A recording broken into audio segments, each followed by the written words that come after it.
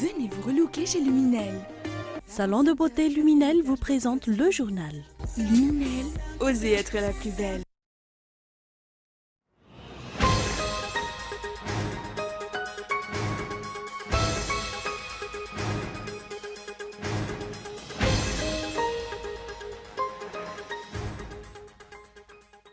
Le président du parti Malagas Meramieng poursuit sa tournée européenne. Lors de son passage en Belgique, il a visité un incubateur d'entreprise à Hasselt, le Corda Campus.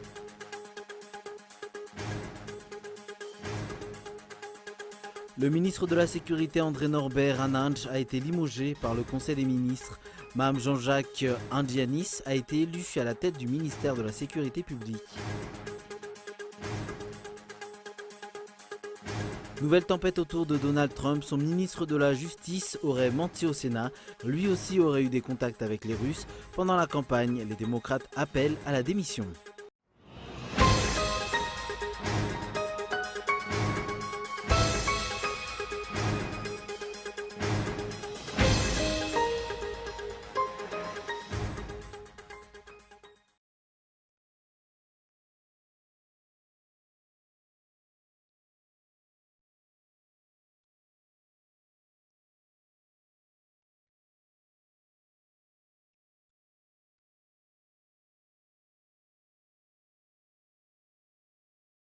Bienvenue dans cette nouvelle édition de l'information sur Cool TV. Dans l'actualité aujourd'hui à Madagascar, le président du parti Malagas Meramieng poursuit sa tournée européenne.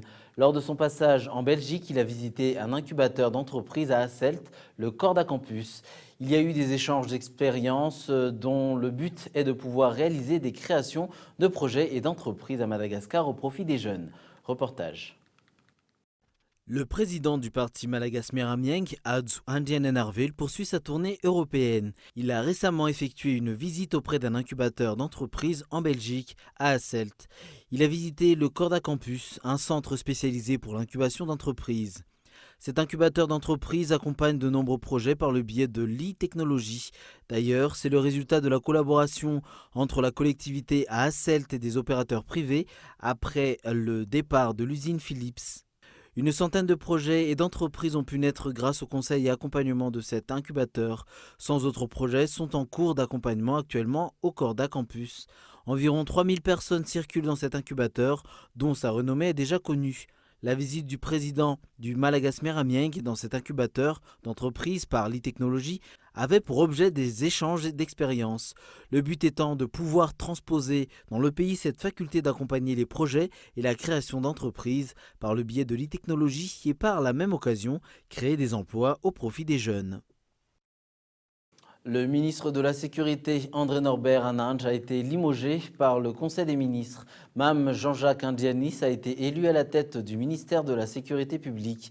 Ce limogeage risque de créer des tensions au niveau des structures étatiques. Suivons le reportage. L'affaire a commencé par une histoire de volatile et c'est le ministre de la Sécurité publique qui en paie les frais. Le ministre de la Sécurité publique, André Norbert Aninj, a été limogé par le Conseil des ministres aujourd'hui. Le contrôleur général de police Mme Jean-Jacques Indianis a été nommé à ce poste. Avant, il occupait le poste de directeur chargé de la protection des frontières et des renseignements. Le Conseil des ministres n'a pas donné les motifs de ce limogeage, mais il est certain que c'est l'affaire d'Antsakabar à Befandina Nord qui est à l'origine de ce séisme au sein du gouvernement. Ce limogeage risque de durcir les tensions déjà palpables dans la structure étatique. 2 policiers ont été tués, le ministre est passé à la trappe après avoir été pointé du doigt par les magistrats et d'autres corps des forces de l'ordre. Mais à voir de près cette affaire, le ministre de la Sécurité n'était pas le seul responsable de cette succession de dérapages. Quelle est la responsabilité du chef de district, du ministre de l'Intérieur, du ministre de la Justice ? Puisqu'en somme, c'est le manque de confiance réciproque entre la population, les forces de l'ordre et la justice qui est à l'origine de cette situation chaotique. Quoi qu'il en soit, tout le monde attend les résultats de l'enquête sur la mort des 2 policiers ainsi que l'incendie des 500 maisons d'habitation à Antsakabari. Le maire de la commune urbaine de Majunga se trouve en mauvaise posture. Les conseillers municipaux veulent le démettre de ses fonctions. En début de semaine, les conseillers municipaux ont envoyé une demande d'explication à l'endroit du premier magistrat de la ville concernant sa gestion de la Cité des Fleurs. Mais selon les explications du maire, cette lettre est motivée par des dessous politiques et une recherche d'intérêt privé. On l'écoute. Le conseil municipal a demandé un budget de 500 millions d'ariars. L'affaire a été menée au niveau du tribunal financier mais a été rejetée. Quand ce budget a été retiré, et cela a provoqué des rancunes entre les délibérants et l'exécutif. Dans le fond, ils pensent ne pas pouvoir tirer profit du maire et ils cherchent tous les moyens pour le destituer. Ils n'y sont pas encore parvenus mais ils ont commencé les procédures par une demande d'explication. Mais ils continueront toujours à dire que les explications fournies par le maire ne sont pas convaincantes.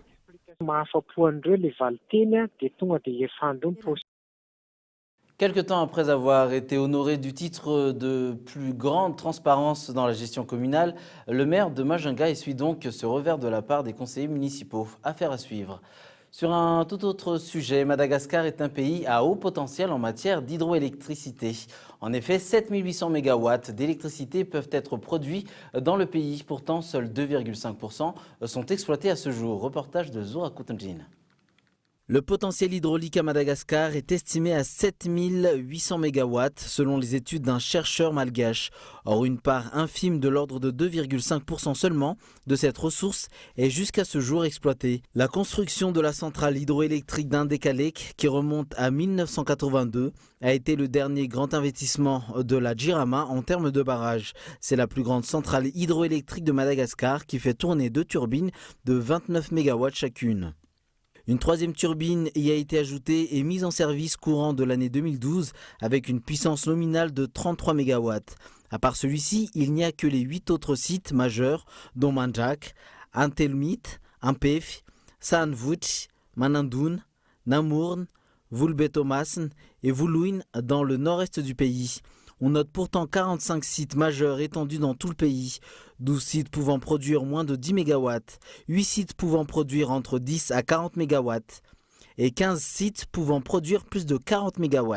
L'un de ces sites qui peut produire jusqu'à 579 MW, à l'exemple du site d'Antafouf sur les Cubes, avec un autre site pouvant produire 105 MW ou celle de Saoufk sur l'Univ qui peut produire jusqu'à 160 MW. Selon ces données, les techniciens malgaches ont déjà entre leurs mains des données nécessaires pour Madagascar en matière d'hydroélectricité. Pourquoi alors faire venir un consultant international en hydroélectrique pour refaire les mêmes études? Dans tous les cas, les projets hydroélectriques sont nombreux, il reste leur réalisation. Les employés du Centre national de transfusion sanguine du centre hospitalier HJRA ont entamé la grève ce jour comme ils l'ont annoncé hier. Ces employés comptent poursuivre leur grève tant que leurs revendications ne soient pas considérées. Par ailleurs, le directeur de ce centre a tenu à assurer que les négociations sont en cours pour trouver des solutions. Reportage de Michael Ramarlay. Le service du Centre national de transfusion sanguine du centre hospitalier universitaire HJRA a fermé ses portes ce jour. Les employés se sont mis en grève. Les griffes sont les mêmes qu'auparavant, entre autres l'acquisition de nouveaux équipements. En premier lieu, la mauvaise gestion. En deuxième lieu, le manque d'équipement. Troisièmement, la prime de rendement réclamée depuis 2012. Quatrièmement, les affectations non justifiées. Cinquièmement, l'attitude du directeur envers le personnel. Sixièmement, le non-respect des droits des donneurs de sang. Ces revendications, nous les soumettons au ministère de la Santé publique. Nous avons toutefois décidé d'offrir des services minimums jusqu'à ce que les revendications soient considérées. Malgré cette journée de grève, le personnel a effectué un service minimum. Par ailleurs, les employés réclament aussi la démission du directeur de ce centre, Ersu Fortuneraft, pour manque de transparence dans la gestion. Ce dernier assure que les négociations sont en cours pour trouver des solutions. Des négociations avec le ministère de tutelle ont également eu lieu, expliquant toujours les employés. Ils attendent la concrétisation des promesses. À titre de rappel, environ 70 pochettes de sang sortent de ce centre chaque jour. Dans l'actualité internationale, la bataille des idées et de l'image, François Fillon, lui, en campagne à Nîmes ce jeudi. Un rassemblement de soutien lui sera d'ailleurs consacré dimanche à Paris. Mais sa famille politique est loin d'être unie derrière lui. Reportage de France 24. De relancer la campagne. Énième réunion de crise ce matin au QG de François Fillon. Les visages sont tendus, les ténors du parti Les Républicains ne parlent pas. L'objectif aujourd'hui, c'est de rassurer la famille politique. On est au travail, on est en campagne. Les gens À la sortie, en revanche, François Baroin en appelle aux électeurs. C'est la relation entre un homme et le peuple désormais. Mais les mauvaises nouvelles s'accumulent. Un petit mot sur la défection de Sébastien Lecornu. Xavier Bertrand ne répond pas, mais Sébastien Lecornu, directeur adjoint de la campagne de François Fillon, a bel et bien publié ce communiqué. J'ai présenté aujourd'hui ma démission, explique-t-il. Quelques heures plus tard, un deuxième conseiller fait la même chose. Et les défections parmi les élus se multiplient. Cet élu du Nord, sarkozyste et député Les Républicains, demande à François Fillon de se retirer. Il est allé dire à un JT aux 20h que s'il était mis en examen, eh bien, il arrêterait la campagne électorale. Aujourd'hui, il sait qu'il va être mis en examen, donc il doit respecter cette parole. Depuis hier soir, au moins une trentaine d'élus ont publiquement fait savoir qu'ils ne soutenaient plus le vainqueur de la primaire. Je croyais en François Fillon. Je croyais qu'il était différent des autres. J'avoue que je suis déçu et triste. Triste pour les militants, pour les sympathisants et pour tous celles et ceux qui ont cru en François Fillon. Nous avons une élection dans 2 mois et je pense qu'aujourd'hui nous sommes arrivés à un moment où nous avons besoin d'un candidat qui soit totalement dédié à la campagne présidentielle. Mais les principaux lieutenants de François Fillon font toujours bloc autour de leur candidat. Aujourd'hui, soit on déserte, soit on soutient. Moi, mon choix, c'est de soutenir non seulement pour faire gagner ma famille politique, mais surtout pour éviter les menaces qui planent sur mon pays. Une marche de soutien à François Fillon est d'ailleurs organisée dimanche à Paris, au Trocadéro. Un pari pour tenter de relancer la campagne. Aux États-Unis, un proche de Donald Trump dans l'œil du cyclone et de Moscou. Cette fois, c'est le ministre de la Justice qui est accusé de connivence avec les Russes. D'après le Washington Post, Jeff Sessions a rencontré à 2 reprises l'ambassadeur russe à Washington. 2 entretiens pendant la campagne présidentielle, mais surtout passés sous silence. Les démocrates demandent aujourd'hui sa démission. Reportage de France 24. Des révélations du quotidien Washington Post qui mettent une nouvelle fois la Maison-Blanche dans l'embarras. Dans la ligne de mire du très sérieux journal, le ministre américain de la Justice, qui a rencontré à 2 reprises l'ambassadeur russe à Washington, et ce pendant la campagne présidentielle. Réaction immédiate de Jeff Sessions, qui nie en bloc les faits qui lui sont reprochés. Je n'ai jamais rencontré aucun représentant russe pour discuter de questions relatives à la campagne présidentielle. Je ne sais pas d'où viennent ces accusations, mais elles sont fausses. Jeff Sessions s'est toujours défendu de toute collusion avec les autorités russes.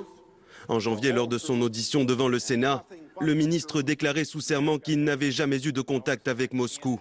Je n'ai pas connaissance de telles pratiques. On m'a accusé à quelques reprises d'être un représentant de la Russie pendant la campagne. Mais je n'ai pas eu de contact avec les Russes. L'affaire est d'autant plus embarrassante pour l'équipe de Donald Trump qu'elle intervient un peu plus de 2 semaines après la démission du conseiller à la sécurité nationale.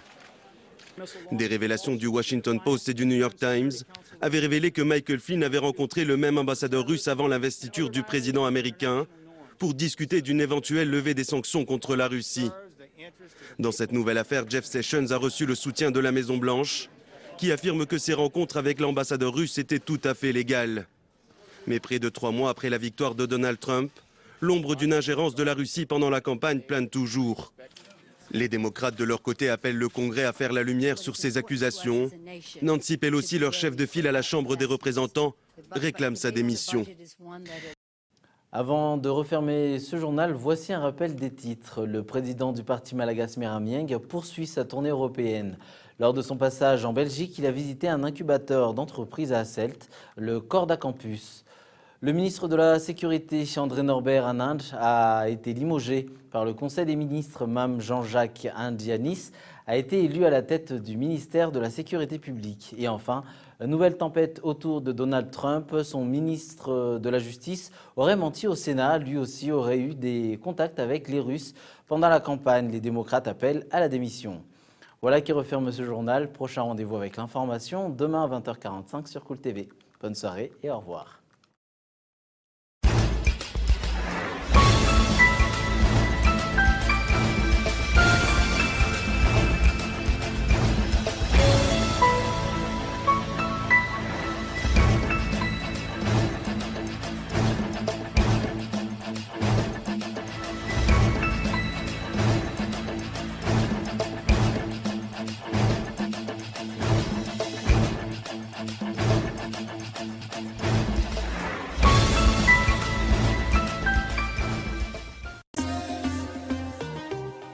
Venez vous relooker chez Luminel. Le journal vous a été présenté par Salon de beauté Luminel. Luminel, osez être la plus belle.